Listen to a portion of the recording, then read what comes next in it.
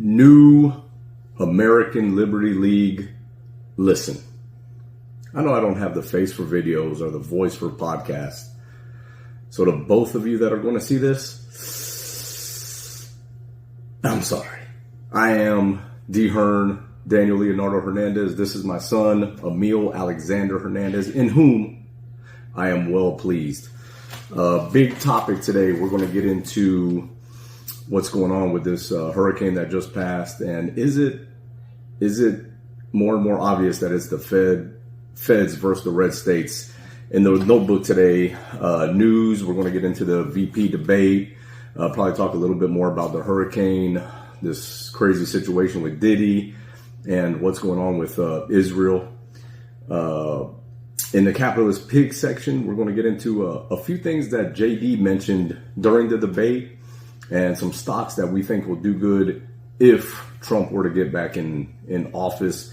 And in the life and entertainment section, we're going to talk about Cancer Awareness Month. So big topic today.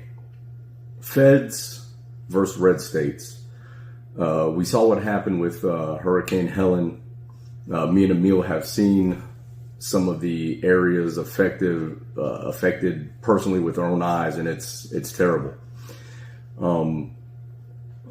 We've seen people coming together to help each other clean, help each other rebuild, help clean roads. We've seen we were out there working, but also helping with tarps and everything like that. At least that was our intention. But the place we went to had nothing left to tarp. So we were out there. D. Hearn Corp was out there. We saw Chick-fil-A handing out free food. We've heard the stories about Glenn Beck and Mercury One helping. We've heard the stories about Elon helping. But what we have not seen in these devastated areas, mostly are all in red states, is FEMA. Not once. Our governor, Ron DeSantis, did an amazing job in Florida. I mean, these areas that when we pass by, it's tree down, trees over power lines down. They look like they shouldn't have had power for weeks, if not months. They were back up within days. Florida has done an amazing job. So good, matter of fact, that Florida has moved resources to Georgia and the Carolinas to help there. And I think it goes to show that in a disaster and things like this, states and citizens and corporations, charities, churches can figure it out without the government. Now, if you look at the damage in Georgia and the Carolinas, a lot of it was just due to the rain, to the water. Call me a conspiracy theorist, but how many dams have busted in these red states? And I'm not saying anything for sure. I have no proof of anything. It's just my distrust of the federal government from top to bottom. FEMA, nowhere to be found. For the first time ever, I heard the term, government doesn't have enough money. And now, not only do they not have enough money, supposedly they're stopping some organizations from even helping in these areas. When I say split the nation, save the republic, this is the exact reason. This is the exact reason we're seeing it in action. Governors, states that are being held back by blue states and the feds now are on their own, and they're doing an amazing job. We're strong without the feds. Emil, let me ask you this. Twofold. Two questions. As a nation, do we need FEMA? And when it comes down to it, is it going to be as simple as red states versus the feds? Okay, so I'm going to start off with the first question, which is, do we need FEMA? And no, we definitely don't need FEMA. Of all of the government programs that there are, I don't think it's the worst one ever to have an organization dedicated to helping people with storm relief. But the issue is FEMA in itself sucks at helping people, and they actually stop help from arriving. So they're actively hurting people, not helping them. So if they're going to do that, then yes, they should just be eradicated. And on the second question of if it's going to be red states versus the Fed, it is seeming more and more like, not is it going to be, it is red states versus the Fed. And the sooner we realize that, the sooner we can do something about it. They are, imagine if something like this happened in California. Oh, FEMA would be there in a second? In a second, in a heartbeat. Earthquake, any kind of storm, FEMA would be there in 1 second. They wouldn't be stopping corporations and charities from helping out. They'd be like, give all this funding. But when it happens in the red states, all of a sudden the government doesn't have money. We print money out of thin air. Money's imaginary in this country. Who all have we gave money to? Us specifically? Not us, but the feds. The feds. A ton of nations. I was looking at this chart that it talked about $24 billion to Ukraine. Just a ton of foreign nations. Congo, and the one that even Iran. The one that's my favorite though, 9,000 to every illegal immigrant was a pretty solid one. But they're providing $750 to people affected by Hurricane Helene. Just like the people in Hawaii were. That's pretty good. It's absolutely terrible. Providing illegal prisoners, immigrants. Prisoners, illegal right, immigrants and prisoners with free sex changes, but not willing to spend money helping American citizens rebuild after this massive hurricane is one of the most disgusting acts I think I've ever seen the federal government do. And there's people out there that still love the feds and think we need a government. Sponsor this half hour, Chick-fil-A. And I usually don't call out big corporations. Usually I like to keep it local, people I actually know. But like I said, when we were out there, we've been all over the place. Perry, Madison, Keaton Beach is where this actually happened. Two times in a row. We saw quietly, no advertising, no media, no picture taking. Quietly, the only corporation we saw helping was Chick-fil-A handing out free food. So sponsor this half hour, God's Chicken, Chick-fil-A. In the news, Emil, obviously the hurricane, we talked about it, just the damage along some of Florida into Keaton Beach, Cedar Key, and then into Georgia and the Carolinas has been amazing. I think the story here to me, besides the damage, besides seeing the people come together, the story to me is also the way the weather, especially the Weather Channel, just makes every storm out like it's going to be the worst disaster ever. And they do this with every single storm. And eventually you get something like this, but it's the boy who cried wolf. You hear this every single storm, and eventually some people just stop taking it seriously. With this particular one, they said it was going to hit here in Tallahassee. They ran that for days. They never came off of the track. They always said Tallahassee. Georgia and the Carolinas were an afterthought, barely mentioned. And then it moved east of Tallahassee. I don't know. I don't know the right way to cover these storms. But I know panicking everyone every time over every storm is not it. Also in the news, Emil, we got the VP debate, Walz versus JD. JD looked great, but my thought about JD in general, and especially in this debate, is, and I'm not saying it's not at the core. Maybe he's still young and in figuring himself out, but he very smoothly has a way of changing positions, changing ideas, being a certain thing in 2016 and something completely different in 2024. He's very smooth with it. And I'm not saying he's not good, not saying he won't be a good VP, but some of that to me feels very Mike Pence-ish. So that's just my personal warning to conservatives about JD. What were your first thoughts on the debate, Emil? My first thoughts on the debate was, first I'm going to address the Wall side of this. I think he is a better speaker than Kamala Harris, which I don't think that's a very hard one to do. But I do think the Democrats had at least a somewhat smart strategy of painting J.D. Vance as a never Trumper. That's what they started out with. Yep. And I thought that was a very smart thing to go with. They mentioned how Trump has accrued the most debt out of any president in history. I thought that was a very smart topic to go after. But the thing with Walz is, just like Kamala Harris, he still tends to have word salads and say absolutely nothing at times. And I think this is where the light really shined for J.D. Vance, is he just avoided doing that.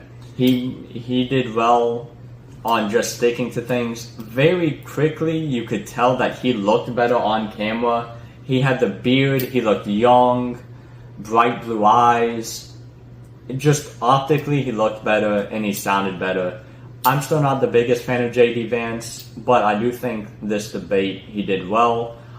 And in this debate, I think it's good that this is the last thing people are going to see before the elections. This is the last debate before elections, and it seemed like Republicans won this one out pretty handily. I agree. Even with the hurricane, the timing was good. You had that, not that the hurricane's good in any way, but you had that debate, and now you're seeing Kamala and Biden took forever to even mention this hurricane at all. I think politically it was a good couple weeks for the GOP, for Trump.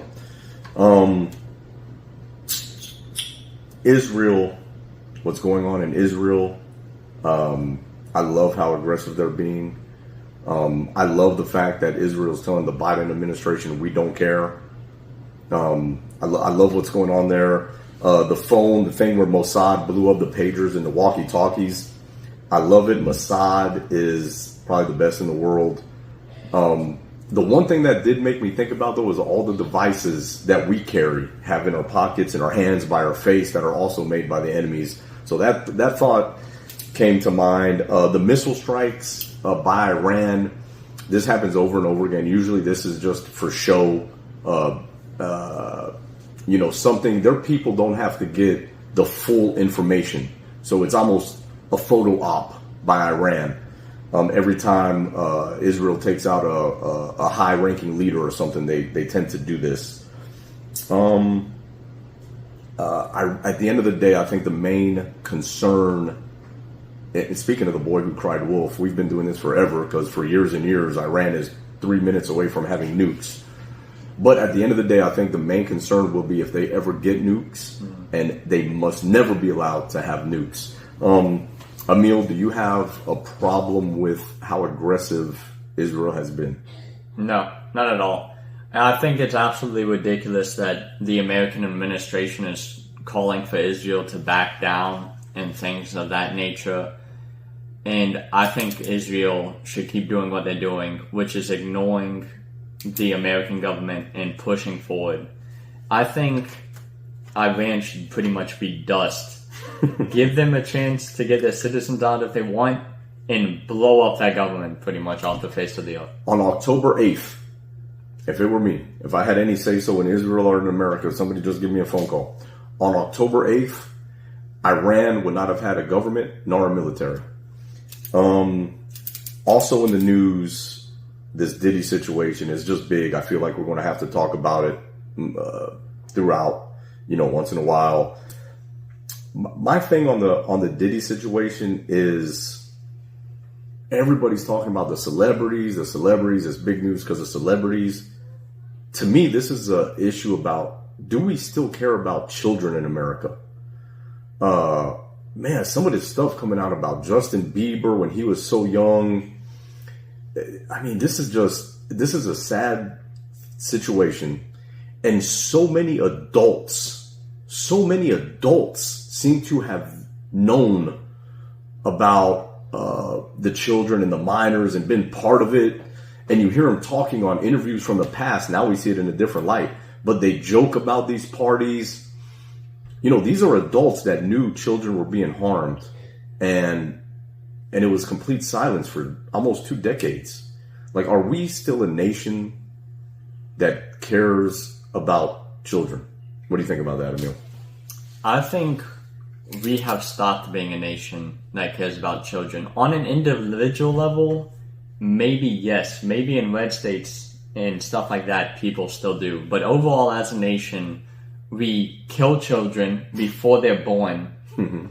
Like it's nothing. We even fight for the right to do it. We sexualize kids, which is coming out more and more. Epstein, P. Diddy, Disney.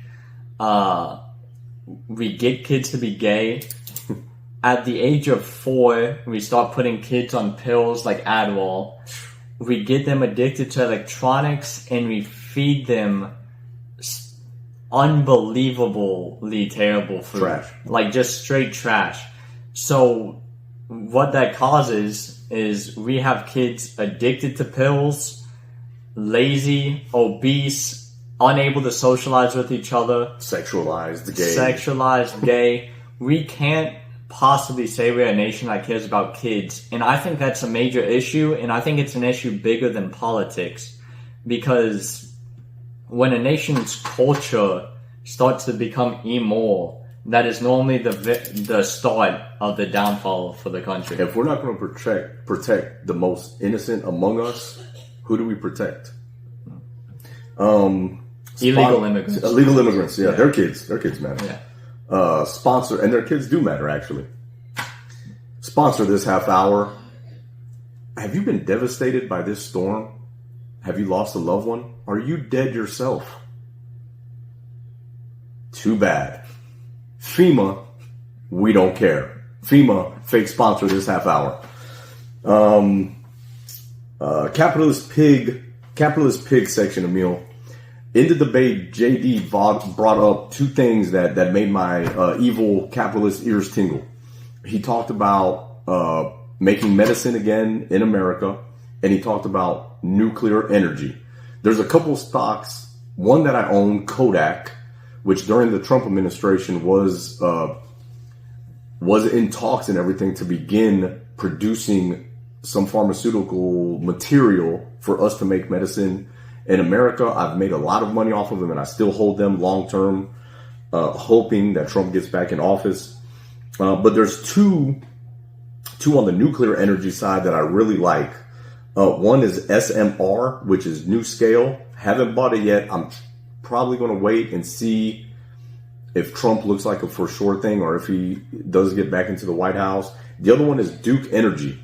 They already have nuclear power plants, and they have the technology. Once they get the green light, and once the feds stop restricting this technology so much, they're one that could capitalize right away. So New Scale and Duke Energy. New Scale is SMR. Duke Energy is DUK. Emil, do you have any that you own, watch? I know you have one that you flip once in a while. Yeah, so the main one that I flip is URG. It tends to have volatile movement, so it makes it perfect for quick trades. I really like that one. I made some nice money on it. Lightbridge, I don't think you brought up. And if you bought in at Lightbridge... We have brought it up before. Yeah, if you bought Lightbridge when we brought it up, then you're welcome, because it's, I think, doubled since we brought it up. So those are the main 2 that I'm looking at actively. Yeah, I just think that the future of society, energy-wise, with all the things we want to do, AI, EVs, mining for Bitcoin, at some point, the future is going to be fusion, nuclear uranium. When that happens, I don't know. Are you going to make short-term money? I don't know. For me, it's a long-term hold. But I just think that that's the future, and I think that it seems like the GOP, the Republican Party, is more pro that kind of new energy, more so than the blues. Life in entertainment, Emil, I'm gonna let you have this one.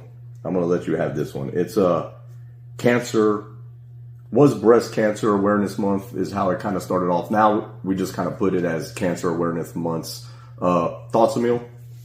Yeah, I think this is one of the months that I actually like seeing corporations like sponsor and make people aware of, because there's so many people in my family who have been affected by this. And instead of backing like June when it's like gay month, I do like seeing corporations and charities and everybody just come together to help fight cancer and cure cancer. And of all the things our government can get involved in, I do think this is one place where funding would actually be a good thing. Instead of sending $24 billion to Ukraine, maybe just spend like $200 million and finally cure this thing. But I do think there's a lot of money in cancer. That's probably why it hasn't been cured. Just donate to charities, guys. Donate to people like St. Jude. Look up stocks if you want that go to fight cancer. Atosa Therapeutics, I know, is one. And yeah, what are your thoughts? Yeah, that's my thoughts. Exactly what you just said. The sports leagues coming together to actually support something good. Emil's family has, experienced it a lot. Even his mother has had breast cancer, beat it. But it's, I think cancer is one of those things that it touches at some point in your life. You're going to know someone, be close to someone, or maybe even be someone that has to deal with cancer. So it's one of those things we should be aware of and try to support and fight all year. But, it's nice that in October it really gets a focus. Listen, guys, support the page on Facebook, support us on the channel on YouTube, True Social, support other conservatives, support conservative businesses, support in any way financially you can, support this fight against cancer, support the storm relief efforts. Companies like Elon Musk is a big part of right now. Mercury One with Glenn Beck, they're doing amazing work. I'm sure you could find other ways. Like always, just support each other. And we are the new American Liberty League. Saving the Republic, one listener at a time.